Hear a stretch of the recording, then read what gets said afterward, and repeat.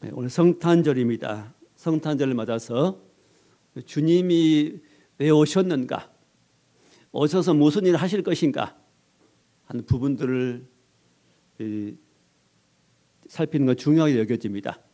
여러 부분이 있지만은 특별히 그 사가랴라는 사람을 통해서 주님이 오셔서 무슨 일을 하실 것인가, 세 가지를 말씀하고 있습니다. 사가랴는 누구냐 하면은 세례 요한의 아버지입니다. 성경에 요한이 많이 나오는데 요한복음을 기록한 예수님의 제자 요한도 있고 여러 요한이 있죠. 그중에 세례 요한은 다른 요한입니다.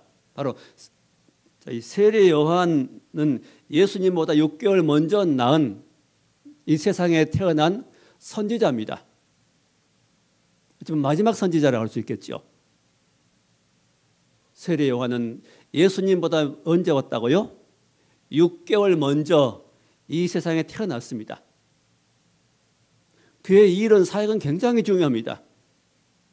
이 세례 요한의 사역을 이해하지 못하면은, 그 사역이 없다면은 예수님 사역이 힘들어지고, 우리 성도들이 마찬가지입니다. 세례 요한의 역할은 굉장히 중요합니다. 예수님보다 6개월 먼저 와서 예수님 오실 길 예비합니다. 이미 구약 성경에 약속하지요. 높은 곳을 깎고 낮은 곳은 돋아서 그 길 평탄하게 한 일을 누가 하냐? 바로 세례 요한이 합니다. 예수님 바로 와서 말씀 전하면 성도들이 그걸 못 봤습니다. 사람들이. 예수님 오신 말씀을 받을 수 있도록 준비한 자가 누구냐? 세례 요한입니다. 예수님의 사역을 미리 준비한 겁니다. 예를 들면 대통령이 어디 순방 간다 그러면 선발대가 먼저 갑니다. 길이 어떻게 되어 있는가, 그 경호는 어떻게 할 것인가 미리 다 계획을 하고 대통령이 가는 길에 차질이 없도록 하는 길입니다. 돕는 사역이죠. 그런 사역이 세례 요한의 사역입니다. 이 세례 요한의 아버지 바로 사가랴가 이제 그 예수님의 하실 일에 대해서 예언한 부분입니다. 세례 요한도 제법 유명한 사람이죠. 큰일을 할 사람입니다. 근데 그 아버지가 자기 아들이 어떻게 할 것이라는 이야기는 않고 누구를 자랑하죠? 예수님이 오셔서 무슨 일 할 것인가, 그걸 말하고 있습니다. 보통 아버지라면 자식이 어떻고 내 자식이 어떻고 뭘 자랑하고 뭘 못하고 뭘 잘한 것을 말하겠죠. 그게 관심이 없고 예수님에 대해 관심이 있습니다. 왜 그럴까요? 세례 요한이 사가랴가 성령 충만한 가운데서 예언하고 있습니다. 항상 성령이 충만해지면은 자기에게는 관심이 없고 자기 아들에게는 관심이 없고 누구에게 관심이 있죠? 예수님에 대해서는 관심이 있게 됩니다. 그 세례 요한이 아버지 세례 사가랴가 예수님 오실 6개월 후에 오실 그 예수님이 오셔서 무슨 일을 하실 것인가, 어떤 사역을 하실 것인가에 대한 말씀을 예언을 하고 있습니다. 그 예언 말씀을 함께 살피고자 합니다. 첫 번째는 우리를 속량하신다고 말씀합니다. 오셔서 우리를 속량하신다. 68절이죠. 찬송하리오다 주 이스라엘의 하나님이여 그 백성을 돌보사 속량하시며. 예수께서 오셔서 하실 가장 중요한 일, 우리를 속량한 일을 하십니다. 속량은 어려운 말입니다. 쉽게 말하면은 옛날에 종들이 있죠. 노예들. 한번 노예가 되면은 자기 힘으로는 나올 수 없기 때문에 어떤 부자, 좀 돈 있는 사람이 대신 노예 주인에게 값을 지불합니다. 보통 노예 몸값은 은 30이라고 그랬죠. 예수님도 은 30에 팔렸습니다. 은 30 정도를 주인에게 주고 그 노예를 풀어준 겁니다. 풀어줘서 이제 너희가 자유롭게 살아라. 이게 속한단 말입니다. 속량. 속해서 대신 돈을 지불해주고, 양이라는 것은 양민 되게 하는 겁니다. 종이 양민이 되게 하는 겁니다. 보통 사람이 되게. 속양입니다.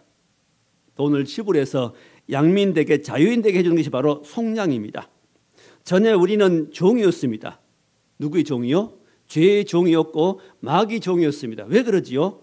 로마서 5장 12절 말씀대로 한 사람을 말미암아 죄가 세상에 들어오고 한 사람 아담으로 말미암아 죄가 세상에 들어오고 그 죄로 말미암아 모든 사람에게 사망이 왔다고 그랬습니다.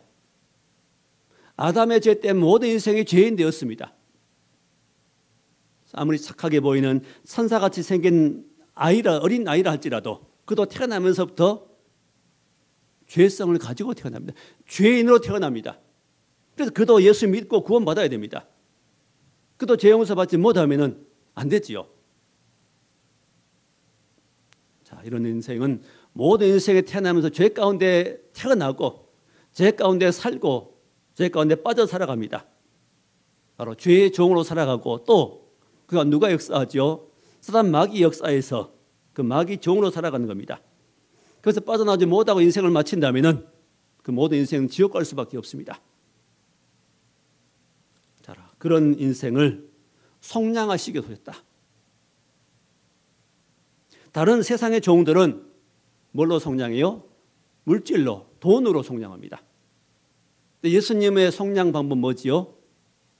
은이나 금이 아닌, 썩어질 것이 아닌 어린 양 같은 그리스도의 보혈은 필요한 것이니라 말씀합니다.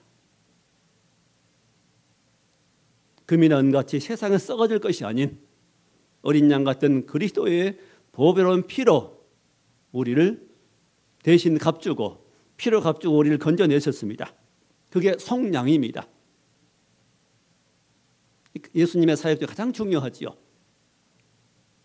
예수님이 오셔서 병 고쳐주시고 가난한 자를 도와주시고 위로해 주시고 떡을 만들어 먹여주시고 어려움을 해결해 주시고 이게 중요한 것이 아니라 이것도 물론 필요하지만은 더 중요한 건 뭐지요?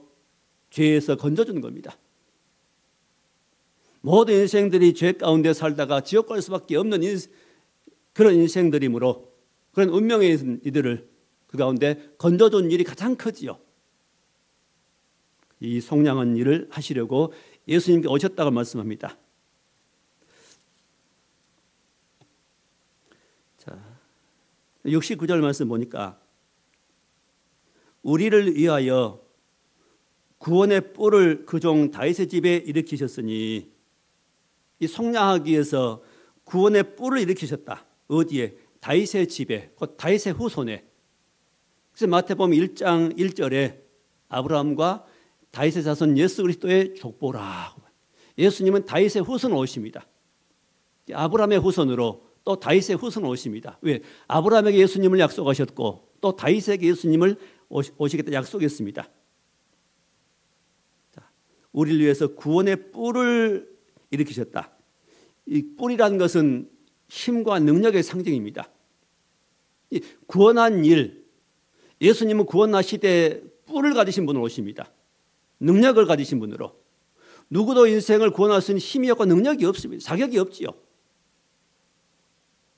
죄에서 인생을 구원하려면 죄 없는 분이 오셔야 됩니다. 예수님밖에 없지요. 그래서 예수님이 구원의 뿔로 이 땅에 오십니다. 당당하게 오십니다. 천하 인간의 구원을 얻을 만한 다른 이름을 주신 적이 없습니다. 오직 예수 그리스도만 우리의 구원자가 되시고 구주가 되십니다. 오직 구원자는 십자가에 죽으셔야 되고 또 부활하셔야 됩니다. 대신 죽지 않고는 우리의 구주가 될 수 없습니다. 또 70절에 말씀하기를 이것은 주께서 예로부터 거룩한 선지자의 입으로 말씀하신 바와 같이 예수님이 오신 것은 갑작스레 오신 게 아니라 오래전부터 선지자들에게 예언했습니다. 그게 아브라함에게 먼저 말씀하셨죠. 그리고 그 후에 수많은 선지자들이 때를 따라서 예언하고 증거했습니다. 구약 성경에 예수님 오실 것, 예수님에 대한 예언이 456회 예언되었다고 합니다. 많은 예언이 있습니다. 자, 그리고 누구에서 건져줘요? 어디서 구원하는 겁니까? 71절에 우리 원수에게서와 우리를 미워한 자의 모든 손에서 구원하시는 일이라. 우리 원수에게서 건지신답니다. 우리 원수는 누구지요? 죄가 원수고 우리 원수는 사단이 원수고 마귀가 원수입니다. 지옥이 원수입니다. 이런 원수에게서 또 미워하는 곧 사단 마귀를 말합니다. 우리가 미워하는 사단 마귀 손에서 우리를 건지실 것이다. 구원하실 것이다.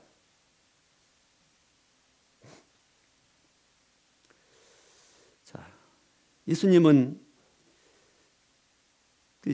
계속해서 말씀하기를 73절에 곧 우리 조상 아브라함에게 하신 맹세라. 하나님이 예수님 오실 것에 대해서 누구에게 맹세했다고요? 아브라함에게 맹세했다 말씀하십니다. 약속하시고 맹세했습니다. 반드시 누구를 보내겠다? 예수님 보내시겠다는 약속입니다. 그런데 창세기를 읽어보면 예수님에 대한 언급은 없어요.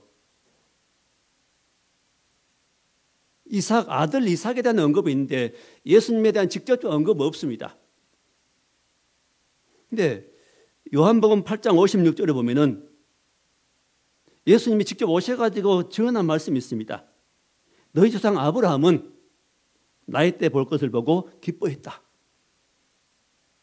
너희가 그토록 존경하는 믿고 따르는 아브라함은 나의 때 볼 것을 보고 기뻐했다. 나의 때가 뭘까요? 예수님 오실 때를 바라보며 기뻐했다는 겁니다. 그러니까 아브라함은 독자 이삭을 보내시겠다는 약속도 믿었지만은 그 약속을 통해 뭘 믿어요? 예수님 오실 것이라는 약속을 받았고 그 약속을 믿었습니다. 예수님이 직접 증거하시잖아요. 구약 성경 예수님이란 말은 없어도 메시아란 말씀은 없어도 결국은 하늘의 별처럼 많은 백성이 후손이 탄생할 것이라는 말씀은 결국은 그 예언이 무슨 말씀이죠? 단순히 이스라엘 백성이 많을 것이라는 말씀이 아니고 진짜 그 예언의 말씀은 본뜻은 뭘까요? 하늘의 별처럼 많은 백성은 누굴까요? 예수님으로 말미암아 예수 믿고 구원받을 성도가 많아진다는 것입니다. 단순한 인간에 대한 약속이 아닙니다. 사람에 대한 약속이 아니고 보이는 것에 대한 약속이 아닙니다. 가장 중요한 약속은 바로 예수님에 대한 약속이었고 그 약속을 계속해서 선지자들이 이어받았고 또 그 약속을 계속해서 이어받습니다. 그래서 마태복음 1장 보면은 제일 처음에 뭐라고 시작해요? 아브라함과 다윗의 자손 예수 그리스도의 족보라 하면서 그 족보가 42대가 나옵니다. 그 42대의 족보를 또 3개로 나눕니다. 16개씩. 자, 14개씩이죠. 14대씩 3등분 납니다. 어떻게 나누냐면 아브라함부터 다윗까지 14대요. 다윗부터 그들이 바벨론 포로 끌려갈 때까지 14대. 포로 돌아와서 포로 때부터 그때부터 예수님까지 그리스도까지 14대라고 말합니다. 자, 포로로 끌려갔을 때 그들은 모든 것이 끝나고 약속도 끝나고 끝날 것처럼 생각했겠지만은 포로 생활 중에서도 하나님은 계속해서 그 약속을 이어가게 하십니다. 후대가 안 끊기도록 대가 안 끊기도록 계속해서 하나님은 역사하시게 됩니다. 그 약속이 이어지죠. 계속해서 이어집니다. 그 약속을 받은 사람들이 약속을 또 받아가서 결국은 그 약속이 이루어집니다. 누구를 통해서요? 요셉을 통해서 아들을 낳게 되는데 그 이름을 예수란 이름으로 예수님이 땅에 오시게 됩니다. 사단은 계속해서 방해하죠. 예수님 오심에 대해서 계속 방해합니다. 성경에 보면 그 예수님 오신 것에 반대하는 세력들이 계속 나타납니다. 예를 들면 사울과 다윗의 갈등, 사울 왕이 다윗을 죽이려고 그토록 집요하게 따라다닙니다. 그렇게 미워할 리가 없잖아요. 그 정도로 미워할 일은 아니었습니다. 왜 그토록 미워하고 싫어했을까요? 죽이려고 했을까요? 다윗에게 뭐가 있으니까? 예수에 대한 약속이 있습니다. 예수에 대한 약속의 씨앗이 있습니다. 그 약속을 이루어지지 못하게 하려고 사단은 사울 왕을 통해 그토록 집요하게 해봐한 겁니다. 그걸 우리가 봐야 됩니다. 우리도 마찬가지죠. 우리가 믿음으로 살려고 하면 할수록 더 우리 주변에서 그 믿음을 해방하는 방해하는 세력이 더 많이 나타납니다. 핍박이 많습니다. 반드시 이길 수 있게 됩니다. 누구 때문에? 하나님이 우리를 도와주시기 때문에. 다윗은 안 죽잖아요. 시편에 보면 천만이 나를 둘러 진칠지라 나는 두려워하냐 이러다. 그렇게 집요하게 죽이려고 해도 다윗은 평안합니다. 왜? 하나님께서 그 마음을 붙잡아 주기 때문입니다. 74절에 우리가 원수의 손에 건지심을 받고 그 원수의 손에서 죄라는 원수와 사단마귀라는 원수의 손에서 우리 건짐을 받았습니다. 무엇을 통해서? 오신 예수님을 통해서 예수님의 십자가와 부활을 통해서 우리 건짐을 받고 하나님의 백성이 되고 자녀가 되었습니다. 이 일이 성취되고 가고 있습니다. 두 번째, 사가랴가 뭐라고 예언합니까? 두 번째 예언은 77절의 말씀입니다. 주의 백성에게 그 죄 사함으로 말미암은 구원을 알게 하리니. 두 번째는 구원을 알게 하신다면 우리에게 구원이 무엇인지, 구원은 뭘로 받는 겁니까? 구원은 한마디로 말하면 죄 사함입니다. 죄에서 구원받는 겁니다. 죄에 빠진 인생, 그가 허덕이는 인생, 고통하고 거기에 빠져있는 인생들을 건지시는 겁니다. 죄 사함으로 말미암은 구원을 알게 하리니. 우리도 구원을 지금 배워가고 있습니다. 이미 구원 받았지만은 그 시작된 구원, 우리 안에 시작된 구원에 대해서 우리는 계속해서 그 구원을 성취해 가고 있습니다. 더 깊은 구원을 우리가 체험해 가고 있습니다. 이 구원은 어디서 나오는 겁니까? 78절에 이는 그 이유는 우리 하나님의 긍휼로 인함이라.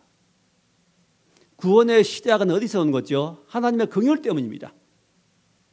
하나님 우리를 불쌍히 여기신 마음에서 비롯된 것이죠. 하나님이 만약 우리를 불쌍히 여기는 마음이 없다면 그 아들을 우리에게 보내실 리가 없습니다.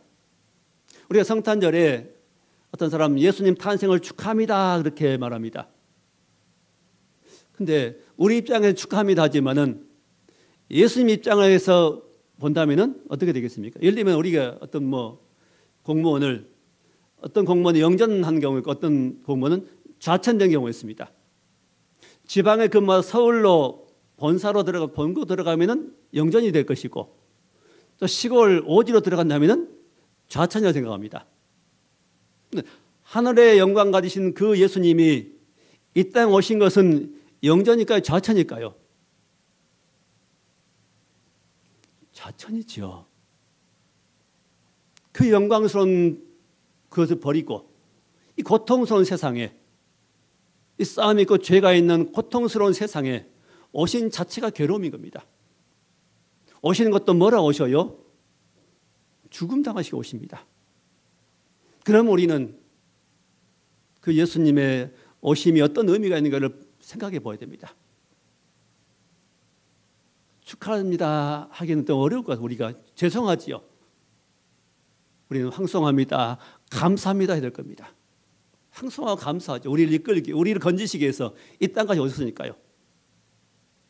어떤 목사님이 써놓은 글을 읽어봤습니다. 그 부분에 예수님이 땅 오신 것은 무엇과 같냐?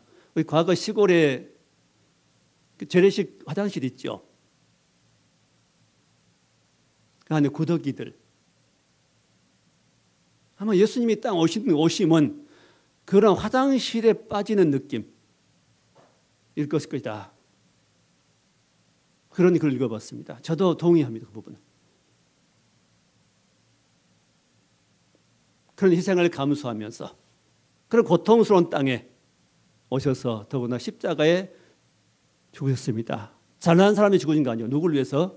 죄인들을 위해서, 원수를 위해서 죽었습니다. 우리가 원수 되었을 때, 우리가 죄인 되었을 때,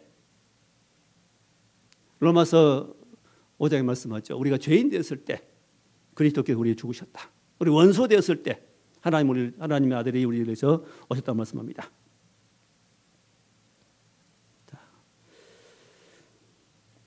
이런 죄 사함으로 말미암은 구원을 얻게 하려고 주님 오셨고 그 세례요한이 먼저 와서 그 주의 오시는 길을 예비합니다. 선포하시죠.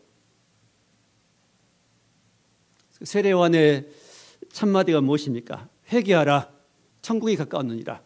그 음성을 듣고 사람들이 나와서 요단강에서 세례 요한에게 세례를 받습니다. 그 예수님이 주시는 세례와 세례 요한이 준 세례는 다르지요. 세례 요한은 죄 용서 주는 세례가 아닙니다. 예수님 주시는 세례는 죄 용서밖에 안 세례지만은 세례 요한이 주는 세례는 다릅니다. 이게 성격이 다르지요. 그래서 세례 요한이 주는 세례는 죄 사함을 받게 하는, 죄 사함을 받을 수 있도록 인도해 주는 그런 역할입니다. 죄악된 길로 잘못된 길로 가고 있는 인생들을 그렇게 가지 말고 세례 받고 길을 돌이켜라. 어디로? 주 예수께로 돌이키라는 그런 세례입니다. 죄를 깨닫고 예수께로 나가게 해주는, 마치 율법과 같은, 율법은 우리를 그리스도에게 인도한 몽학선생이라고 말씀하죠. 바로 그런 역할을 감당했습니다. 그 세례요한이 그러죠. 나는 쇠하고 주님은 흥해야 되겠나이다. 그러죠. 그 고백이 그런 세례요한이 와서 사역하면서 나는 쇠하고 나는 들어가고 나는 물러가고 주님은 흥해야 되겠습니다. 우리도 마찬가지죠. 바로 나는 없어지고 나 옛사람은 늘 죽어지고 주님이 내 안에서 살아계시기 원합니다. 그런 믿음 나가는 것이 우리의 참 믿음인 줄 믿습니다. 또 구원을 알게 하시려고 구원은 어떻게 알아질까요? 78절에 말씀합니다. 하나님의 그 구원을 죄 사함으로 말하면 구원을 얻는 방법은 해가 비춰지기 때문에 말씀합니다. 원래 우리가 어둡죠. 마음이 어둡고 심령이 어두웠습니다. 그 영혼 죽어 있었습니다. 근데 그 죽은 영혼에 뭐가 돋아요? 돋는 해가 78절에 이로써 돋는 해가 위로부터 우리에게 임하여 어둠과 죽음의 그늘에 앉은 자에게 비치고.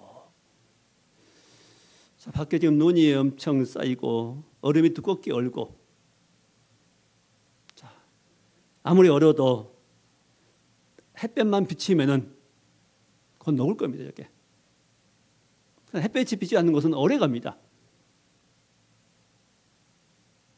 아무리 어두고 캄캄한 방이라 할지라도 거기 빛만 들어오면은 순식간에 빛이 비쳐서 그것이 어두운 것이 밝아집니다. 왜 우리가 예수님을 모르고 왜 인생들이 고통 가운데 살까요? 그 이유는 마음이, 심령이 어둡기 때문입니다.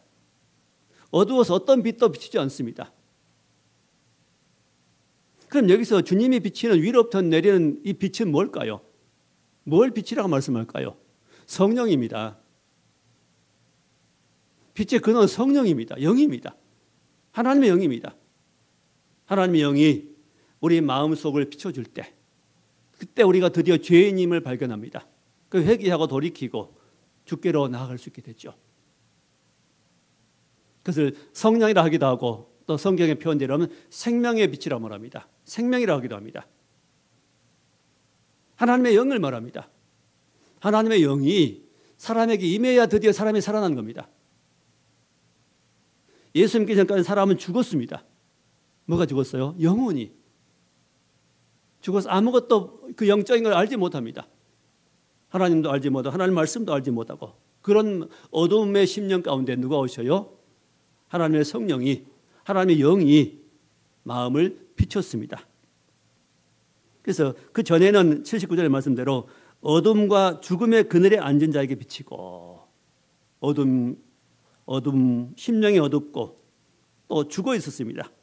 죽음의 그늘에 앉아, 사망의 그늘에 앉아 있었습니다. 우리가 그랬지요. 근데 성령이 우리에게 찾아오셔서 우리 마음을 비춰주시고 우리 바른 길을 갈 수 있도록 만들어 주었습니다. 자, 그 돋는 해가 위로부터 임하여서 어둠 가운데 있는 인생들에 비춰줬습니다. 이 돋는 해라는 것은 처음에 해는 아침에는 조금 낮게 있지만은 가장 밝을 때는 12시 정오가 되면 제일 밝다 그랬죠. 점점 그 빛이 밝아진다고 잠언에 말씀합니다. 점점 밝아서 다 우리가 그 주님을 알게, 하나님의 사랑을 깨닫게 된다는 겁니다. 누구에게요? 어둠과 그늘에 앉은 자에게. 그래서 예수 안 믿는 모든 사람들은 나름대로 성공했다고 말하고 자랑스럽게 인생을 말하겠지만은, 그 성공을 말하겠지만은, 그들은 예수 안 믿는 다음에는 그 속은 지금 어떻게 되는 겁니까? 그 영혼은 어둡습니다. 캄캄합니다. 하나님을 부르지 못합니다. 하나님이 세상을 창조했음을 알지 못합니다. 그들이 어떻게 살아갈 것인가 알지 못하는 겁니다. 자, 어둠에 있습니다. 그늘에 앉아 있습니다. 이런 어둠과 그늘에 앉아 있는 백성들에게 빛을 비추었다고 말씀합니다. 성령의 빛이 우리 마음에 영혼에 빛으로 오시면 우리는 밝아집니다. 요한복음 8장 12절에 나는 세상의 빛이니 나를 믿는 자는 어둠에 다니지 아니하고 생명의 빛을 얻으리라. 예수님이 세상 빛은 세상 사람들의 마음을 비치는 빛입니다. 예수를 믿는 자들은 어둠에 다니지 않고 생명의 빛을 얻어서 그 빛 따라서 나아가는 겁니다. 그 빛 따라 살아가는 겁니다. 그래서 예수 믿는 사람들은 그래서 삶이, 마음이, 태도가 바뀌어집니다. 모든 사람인데 예수를 믿어야 됩니다. 자, 마지막 세 번째 말씀, 사가랴가 예언했던 세 번째 말씀은 우리를 평강의 길로 인도하신다고 말씀합니다. 79절이죠. 어둠과 죽음의 그늘에 앉은 자에게 비치고 우리 발을 평강의 길로 인도하시리로다. 우리의 발을 평강의 길로 인도하시리로다. 자, 우리의 발은 뭐 하는 거? 길을 걸어가는 것이 우리 발입니다. 길이 안 좋으니까 고생을 했습니다. 과거에는 우리도 길들이 안 좋으니까 차를 타고 가서 고생하고 그런 길, 인생의 길을 가기도 했습니다. 자, 예수님께서는 인생의 길이 힘들었습니다. 그 길은 무슨 길이니까요? 어두운 길이고 그 길은 가시밭길이었습니다. 죄의 길이고 사단 마귀가 넣은 올무 때문에 많이 고통하며 괴로워하는 그런 길이었습니다. 그러면서 가는 길이었어요. 지옥을 향해 가는 길이었는데, 평강이 없는 길이었는데, 염려와 근심을 가는 길이었는데, 이제는 그런 길이 아니라 우리 인생의 길이 하나님이 열어주심으로, 하나님이 우리 길을 비춰주심으로, 시편 119편 105절 말씀대로 주의 말씀은 내 발의 등이요 내 길의 빛이라는 말씀처럼 하나님 말씀이 나의 인생 길을 비춰주고 발을 비춰줍니다. 그래서 무엇이 올무인지 무엇이 시험인지를 우리가 분별할 수 있게 되는 것이죠. 자네는 넘어졌는데 이제는 안 넘어집니다. 자네는 이런 일 가지고 누가 싸웠는데 이제는 안 싸웁니다. 왜? 빛이 비춰지니까. 싸울 일이 아니야. 이해할 일이야. 하나님 그렇게 말씀하시잖아요. 우리 속에서. 그런 깨달음 때문에 우리는 싸우지도 못하고 화내지도 못하고 불평하지도 못하고 감사하면서 일을 가는 겁니다. 그 길이, 우리 가는 길이 무슨 길이요? 평강의 길이 되는 것이죠. 평강의 길로. 저는 평강이 없는 고통, 죽음의 길이었지만은 저는 싸우고 미워하고 갈등하고 대립하고 전쟁하고 개인끼리 국가끼리 대립하고 싸우고 살았지만은 예수 믿는 성도가 가는 길은 평강의 길입니다. 그래서 사단 마귀가 왕 노릇하는, 그래서 우리 모든 인생들이 그 왕, 사단 마귀를 왕으로 모시고 좋은 데에 살았지만은 이제는 예수 그리스도를 우리 왕으로 모시고 주의 빛 가운데 살게 되므로 우리의 길은 평안의 길이고 평탄의 길입니다. 하늘에는 영광이요 땅에서는 기뻐한 사람들 중에 평화로다. 하나님과 우리 사이가 평화가 이루어지고 사람과 사람 사이 평화가 이루어지고 이런 평화의 왕이 오심으로 이런 평화가 이루어져 가는 겁니다. 자, 이제 구원받는 우리에게 평생 주어지는 은혜가 뭡니까? 자, 오늘 말씀 75절에 종신토록 우리가 이 생명 다할 때까지 종신토록 주의 앞에서 성결과 의로 두려움 없이 섬기게 하리라 하셨도다. 하나님께서 우리에게 은혜 주심으로 구원하심으로 이제 우리는 세 가지의 은혜를 종신토록 누린다고 말합니다. 첫째, 성결하게 살도록 하십니다. 성결하게 세상 사람처럼 죄 가운데 섞여 산 게 아니라 우리는 구별되게 성결한 삶을 살도록 우리를 인도해 주십니다. 두 번째는 의롭게. 저는 불법이건 뭐건 내게 유익되면 그냥 취하고 거짓말도 하기도 하고 했는데 이제는 예수 그리스도의 성령 받고 살아가는 백성들에게는 의로움이 있습니다. 때로는 내가 손해 볼지라도 정직한 말을 합니다. 의로운 행동을 합니다. 불의한 일을 피하게 됩니다.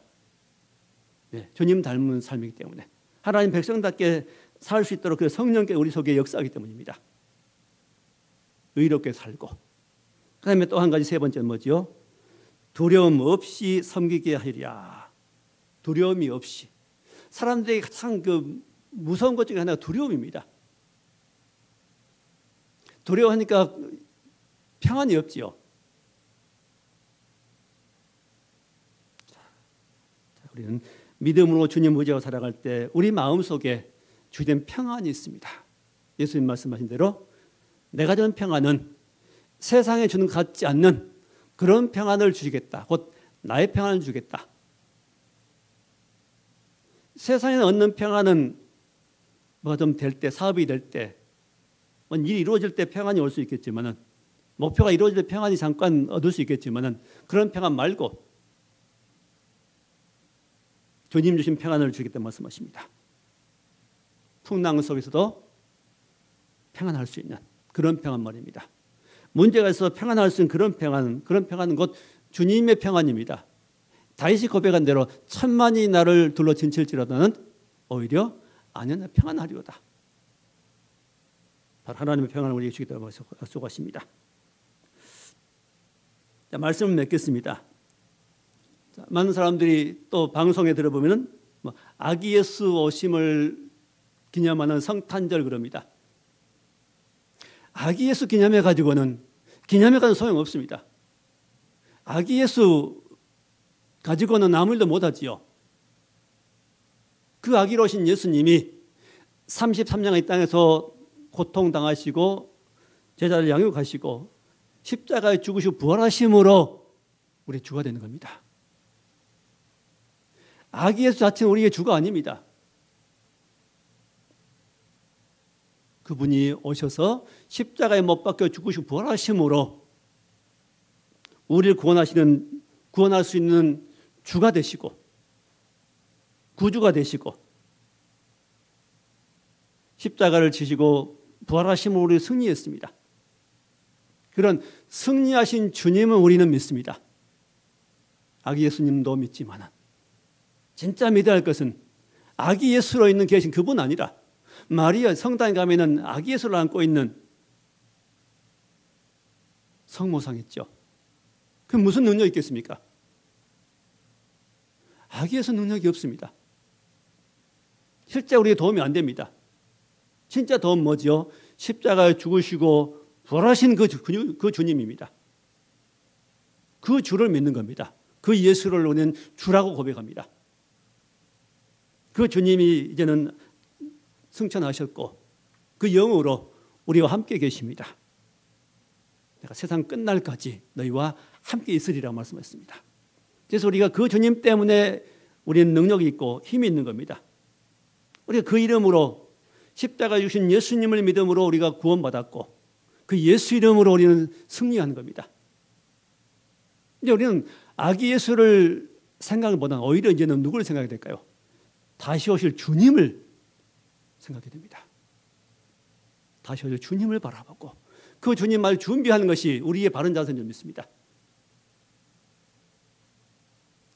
주의 성탄을 우리는 감사하면서 기뻐하고 또 황송하고 감격하고 그 은혜를 하나님의 주신 아기 예수를 보내신 하나님의 은혜를 우리가 감사하면서 십자가 지고 부활하신 그 예수님을 나의 주로 믿고 의지하고 그 주님의 은혜 안에 그 주님의 능력으로 그 주님의 이름으로 기도하고 그 주를 나의 주로 고백하고 우리 주보에 나온 대로 예수 그리스도를 나의 주님으로 왕으로 믿고 시인하는 부르고 시인하는 그런 삶을 살아갈 때 우리는 늘 우리 모든 삶 가운데 승리가 존재 믿습니다. 그 예수의 이름으로 복음을 전하고 믿지 않은 사람들에게 이 복음을 전해주고 우리도 예수를 믿고 예수 안에 승리하는 복된 삶이 될 수 있기를 주의 이름으로 축원합니다. 네, 기도하겠습니다. 하나님 감사합니다. 우리 예수님께서 선지자를 통해서 말씀하신 그 약속의 말씀 따라서 오셨고 그 말씀대로 또 사가랴가 예언한 예언대로 그 모든 예언들을 성취하셨음을 감사하고 또 우리를 통해 지금도 성취하고 계심을 감사합니다. 이 예수를 믿고 우리가 성결하고 의롭게 되고 늘 평강의 길로 인도하신다고 하니 감사합니다. 주 예수를 나의 주로 믿고 예수님 알지 못한 이웃들에게 복음을 증거하며 그 예수 안에서 믿음으로 사는 우리 삶이 되도록 인도해 주옵소서. 예수님 이름으로 감사하며 기도하옵나이다. 아멘.